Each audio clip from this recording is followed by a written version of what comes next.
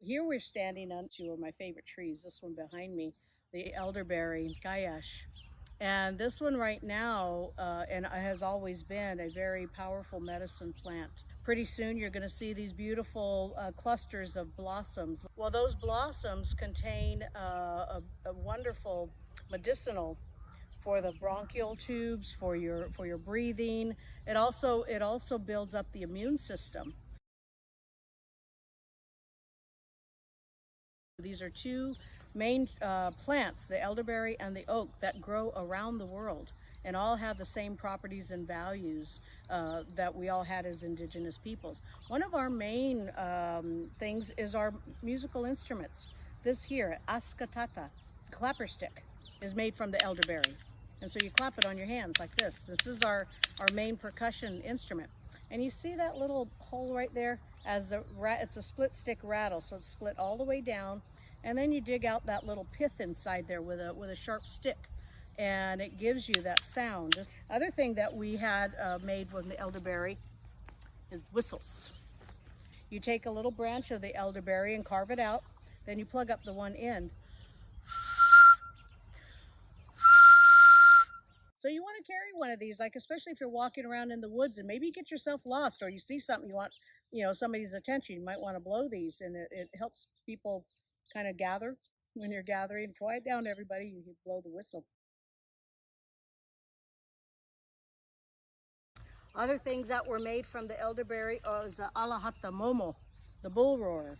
What this does is that when you turn it overhead and spin it, you get the wind coming through these serrated edges on the board, and you wind it up. I'm going to twist it up on the string,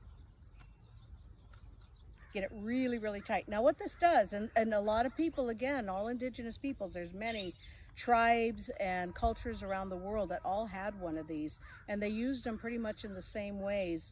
When spun, like for us in the Chumash world, if there's a ceremony beginning, about 5 men would get out into the ceremonial circle with the Hatta Momo, and they would wind them up, and then they would spin them overhead. And that told everybody that it was time to come to ceremony, but it also evoked the deities around us to join and come to the ceremony as well.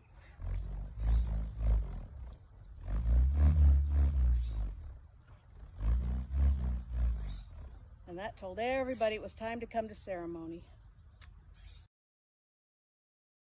This is a cocoon rattle. So each one of these little things right here, there's about 5 or 6 of them in there, have pebbles inside. We also have a game that was played.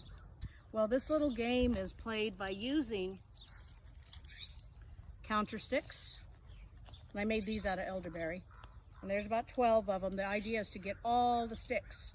So you choose odd or even.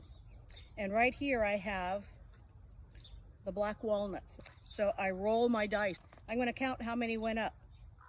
And I picked odd. I won a stick. I get another turn.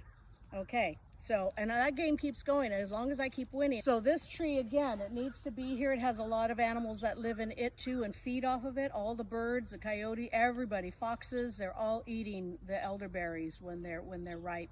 And we have all this medicinal properties to it. So you see how the branches are growing nice and tall. We want to tend. We didn't do farming, we didn't do agriculture, but we tended.